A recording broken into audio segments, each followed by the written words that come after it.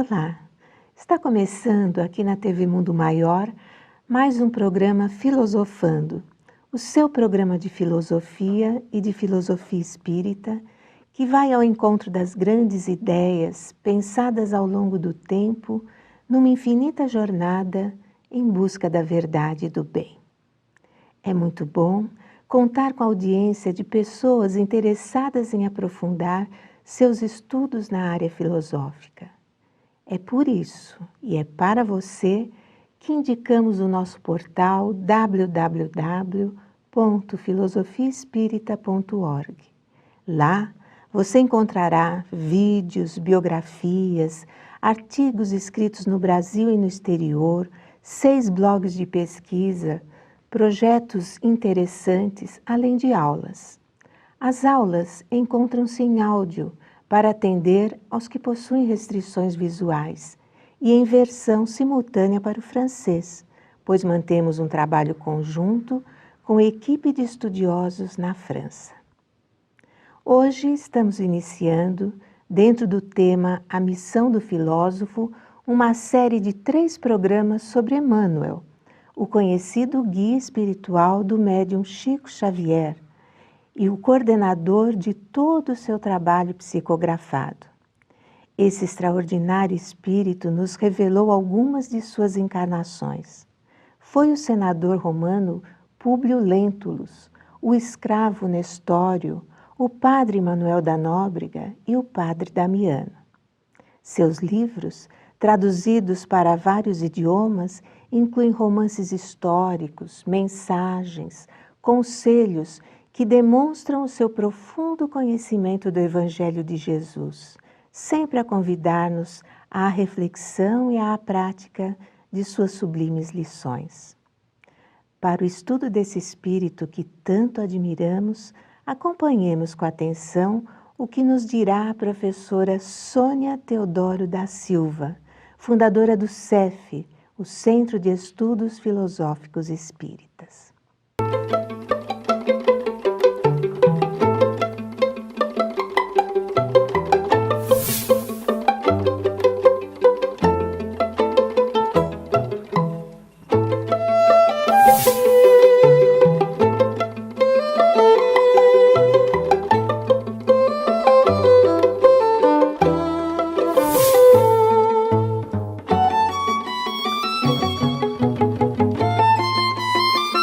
Olá!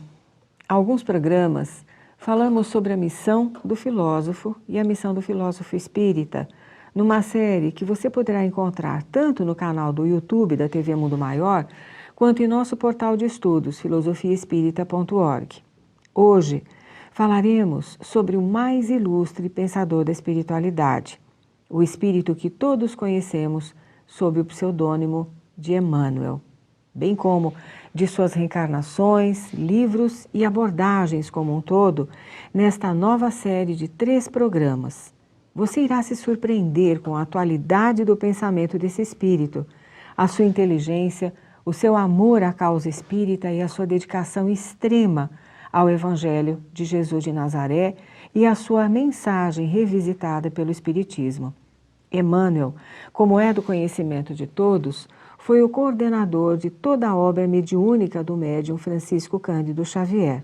Mas, antes de mais nada, precisamos esclarecer que tanto com relação ao Espiritismo quanto com relação ao Espírito Emmanuel, que a expressão filósofo nada tem a ver com academicismos ou até enquadramento do Espiritismo, dos espíritos e de seus mais ilustres representantes num sistema filosófico, como se a nossa doutrina fosse passível de ser reduzida a uma escola filosófica.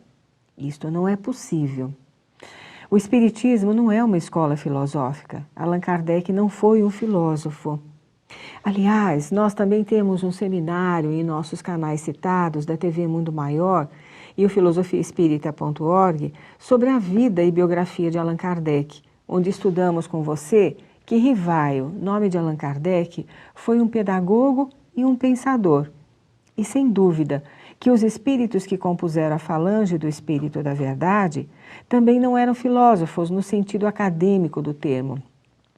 em nosso módulo de estudos de filosofia espírita, do projeto Estudos Filosóficos Espíritas, no site já citado, filosofiaespírita.org, você poderá encontrar uma aula sobre a filosofia do espírito.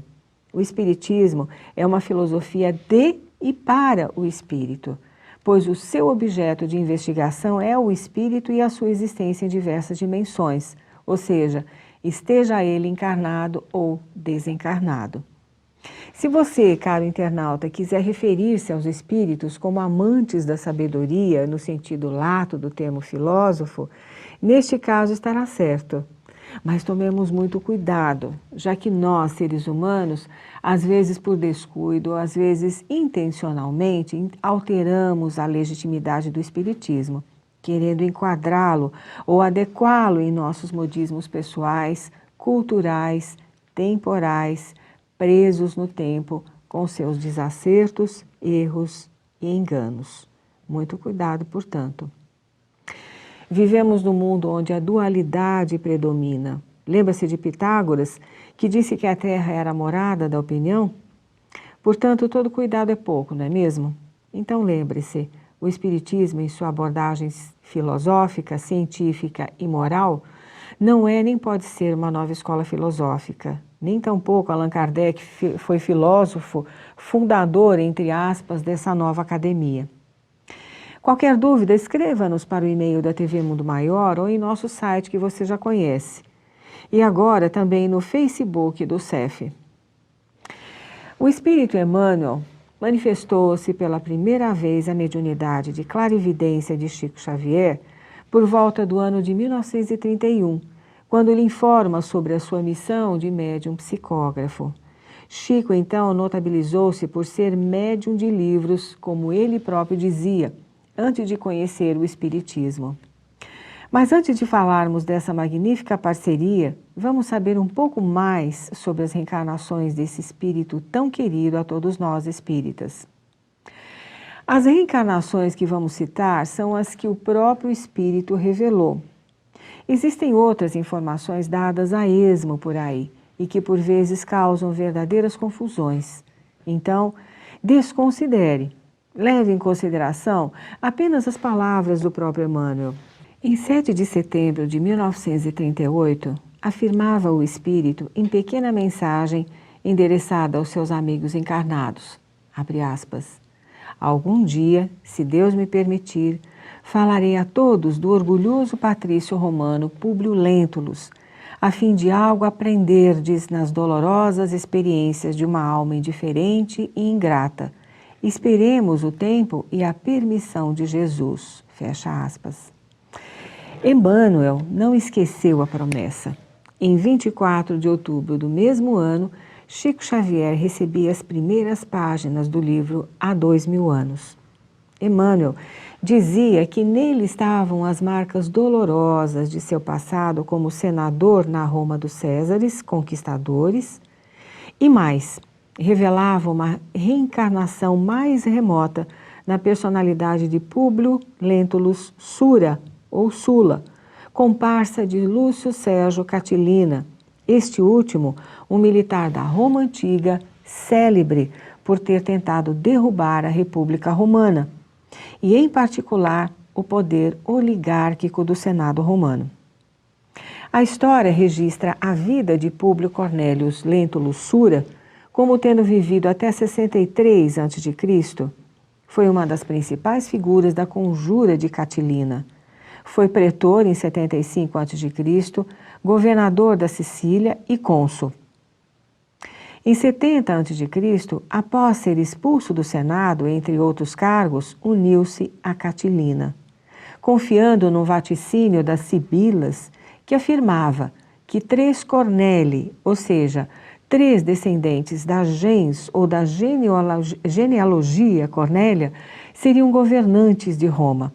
Lentulus acreditou então ser o sucessor de Lúcio Cornélio Sula. Quando Catilina abandonou Roma após o primeiro discurso de Cícero no Senado romano, Lentulus ocupou o seu lugar como líder dos conspiradores na cidade. Lentulus, seguindo as instruções de Catilina, reuniu os que estavam dispostos para a revolução, e não apenas os cidadãos, mas também gauleses que estavam em Roma naquele momento e eram guerreiros por natureza. O plano era dar um golpe de Estado e tomar o poder da República Romana. Porém, os conspiradores foram denunciados e obrigados a reconhecer a sua culpabilidade. Lentulus foi obrigado a renunciar ao seu cargo de pretor, preso e acabou executado, bem como os demais conspiradores. No início do ano de 62 a.C., Catilina viu-se cercado pelas legiões de 2 generais enviados ao seu encalço pelos senadores de Roma e morre na luta. Vamos saber um pouco mais desse momento da história de Emmanuel logo após o intervalo. Até já!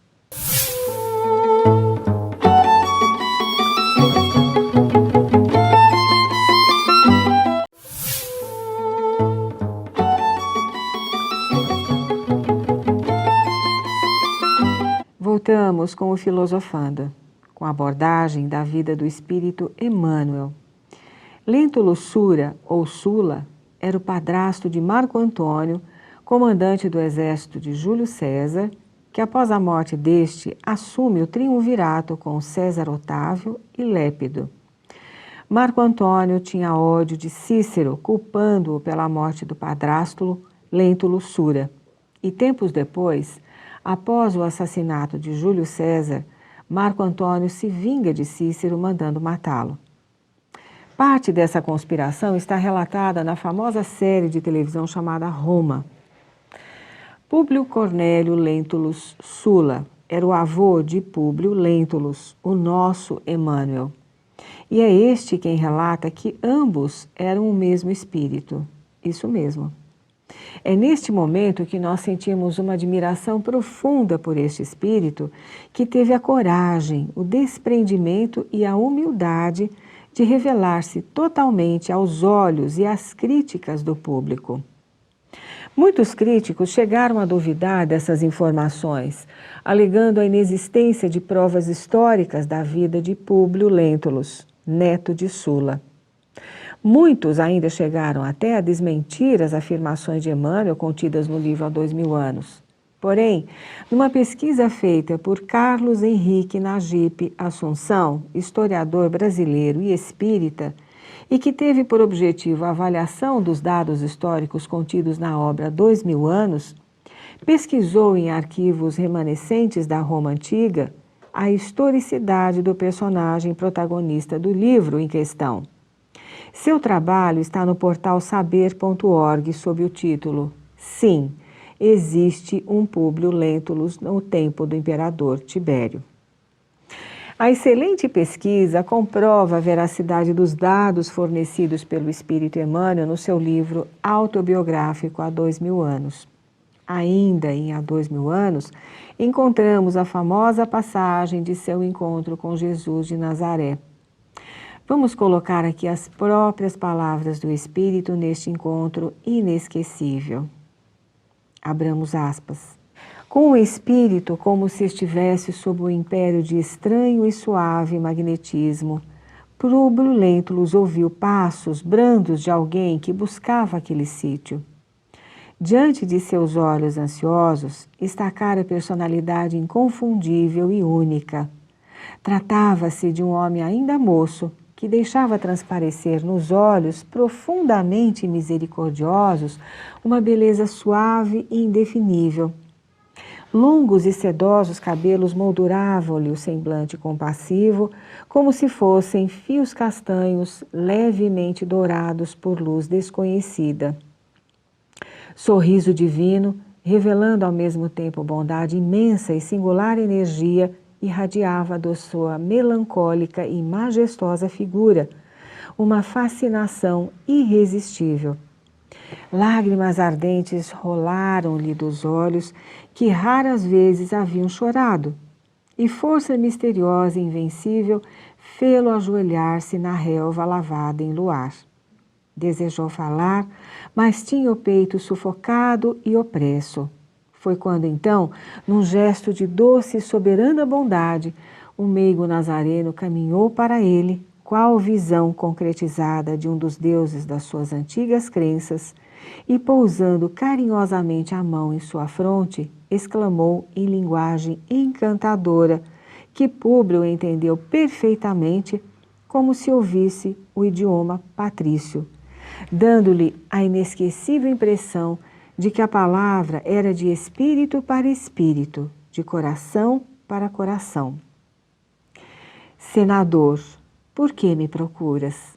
E espraiando o olhar profundo na paisagem, como se desejasse que a sua voz fosse ouvida por todos os homens do planeta, rematou com serena nobreza: fora melhor que me procurasses publicamente, e na hora mais clara do dia, para que pudesses adquirir de uma só vez e para toda a vida a lição sublime da fé e da humildade.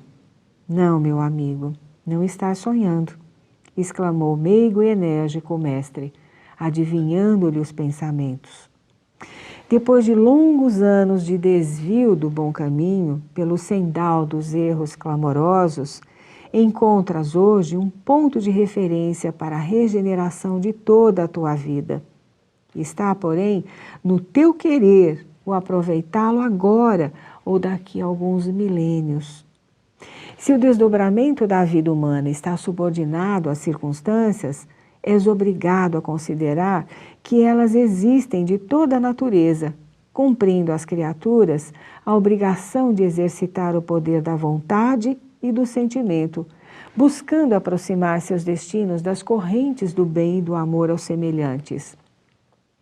Soa para o teu espírito, neste momento, um minuto glorioso, se conseguires utilizar a tua liberdade para que seja ele, em teu coração, doravante, um cântico de amor, de humildade e de fé, na hora indeterminável da redenção dentro da eternidade. Mas ninguém poderá agir contra a tua própria consciência se quiseres desprezar indefinidamente este minuto ditoso. No minuto, Públio Lentulus lembrou a cidade dos Césares, coberta de triunfos e de glórias, cujos monumentos e poderes acreditava naquele momento fossem imortais. Todos os poderes do teu império de Jesus são bem fracos e todas as tuas riquezas bem miseráveis. Fecha aspas. De fato, séculos depois, Roma transforma-se num monumento de pedras destruídas pela corrupção e pelo tempo. Esse livro faz parte da série de livros históricos onde o próprio Emmanuel participa como personagem principal ou secundário, ou apenas relatando episódios da vida de espíritos cujas reencarnações foram decisivas para a sua própria evolução ou das comunidades onde viveram, tais como Ave Cristo, Renúncia, 50 anos depois, e o best-seller Paulo e Estevão. E como muitos desses espíritos tornaram a reencarnar, e no Brasil, no momento da consolidação do espiritismo em nosso país, em sua face ético-moral. Mas antes de falarmos sobre cada um desses livros e toda a sua obra, continuemos a relatar as diversas reencarnações de Emmanuel. Segundo ele próprio, sem dúvida nenhuma. Vamos para um pequeno intervalo e já voltamos.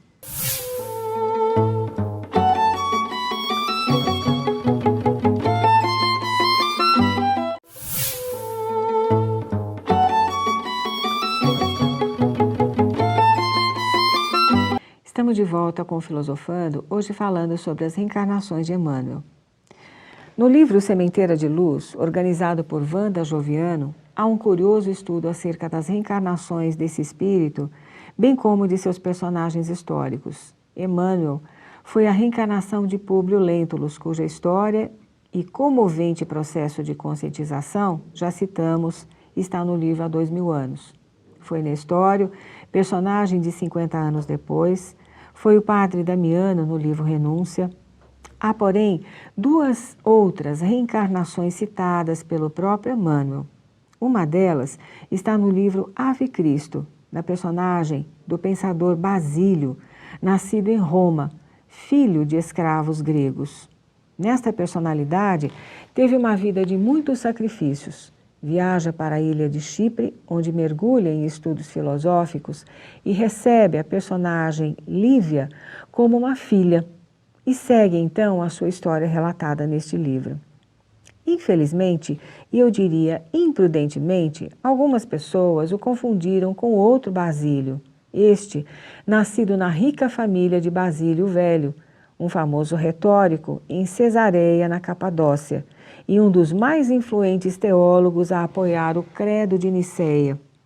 Foi também adversário das heresias que surgiram nos primeiros anos do cristianismo como religião oficial do Império Romano, lutando principalmente contra o arianismo e os seguidores de Apolinário de Laodiceia.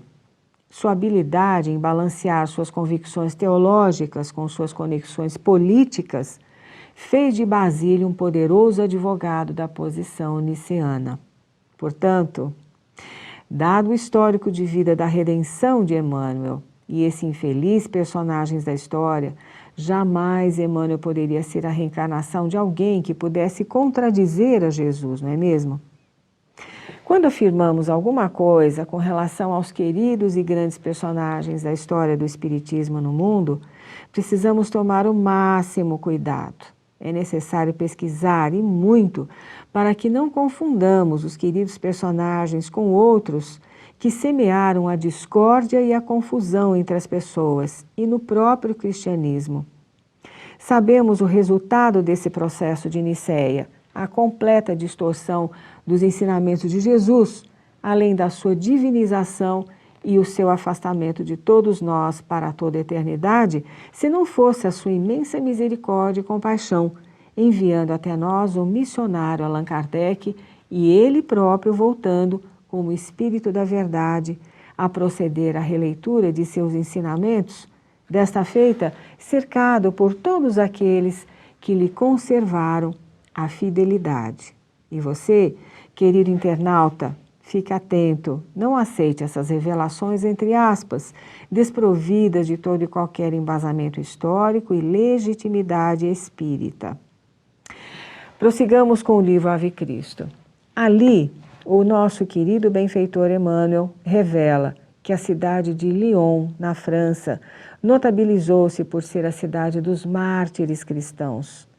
Não é ao acaso que Allan Kardec nasceu ali, não é mesmo? Em nosso grupo de estudos do VER, Visão Espírita da Religiosidade, estudamos, sob o olhar da filosofia espírita, todas as ligações que existem entre o cristianismo de Jesus de Nazaré e o espiritismo. Em nosso grupo de estudos em filosofia espírita, estudamos também o processo de mudanças ocorridas nos ensinamentos de Jesus durante os primeiros séculos após a morte do Mestre e também durante toda a Idade Média. Visite o nosso site e você terá acesso aos programas de estudo do projeto Estudos Filosóficos Espíritas. Após o livro Há 2000 anos, onde o personagem Públio Lentulus, já idoso, morre com sua família em Pompeia, esse espírito renasce na personalidade de Nestório, escravo grego. Em seguida, Emmanuel diz de sua existência na personalidade de Basílio no livro Ave Cristo e do padre Damiano no livro Renúncia. Muito tempo passou antes que Emmanuel revelasse a sua existência na personalidade do padre Manuel da Nóbrega, um dos fundadores da cidade de São Paulo. Antes dessa existência, ele também menciona uma vida obscura na pessoa de um missionário em terras brasileiras, no sentido de preparar-se para a reencarnação de Nóbrega. Eu fiz um estudo acerca das ligações de Emmanuel com Paulo de Tarso, e porque o primeiro dá o nome de Paulo à cidade de São Paulo. Veja esse artigo em nosso blog filosofandocotidiano.blogspot.com ou entre neste blog através do nosso site. Muito bem. Confiamos na palavra desse Espírito que abriu o seu coração, como nós já dissemos, e revelou a sua saga em meio aos momentos mais tormentosos da história humana. E quando ele se revela ao médium Chico Xavier como coordenador dos trabalhos voltados à ética e moral espíritas no Brasil, num desenvolvimento natural do Evangelho de Jesus e do Evangelho segundo o Espiritismo em terras brasileiras, sem dúvida que compreendemos os laços profundos que nos unem a esse coração tão querido que, após lutar contra si mesmo, imerso nos desequilíbrios do poder e da ambição, volta-se para Jesus como filho pródigo da parábola e assume a mais penosa missão que poderia almejar: ensinar ética e moral a um povo acostumado a ser contraventor desses valores. Nós, o povo brasileiro. Por isso, caro internauta, os ensinamentos desse Espírito jamais serão desatualizados, nunca cairão em desuso, pois jamais precisamos tanto de suas orientações quanto agora. O povo do Brasil não é o povo escolhido, nem o Brasil é a nova terra prometida, como faz crer um outro livro lançado há muitos anos. O povo do Brasil é altamente e profundamente comprometido com a ética e a moral. A nossa triste história é um retrato disso. Por isso, estamos vivendo os momentos mais graves da nossa existência como cidadãos brasileiros, em meio a terríveis exemplos de corrupção e criminalidade entre os nossos governantes. Governantes esses eleitos pela população deste país. Assista também a nossa série de 2 programas do Filosofando sobre filosofia política aqui na TV Mundo Maior. Estude, pesquise, ligue-se com os instrutores maiores da espiritualidade e, quando chegar a hora de escolher os nossos governantes, vista a camisa do Brasil, limpo e honesto, trabalhador e ético, como queremos que o nosso país seja. Ficamos por aqui. Escreva-nos, dê-nos as suas sugestões. Até mais.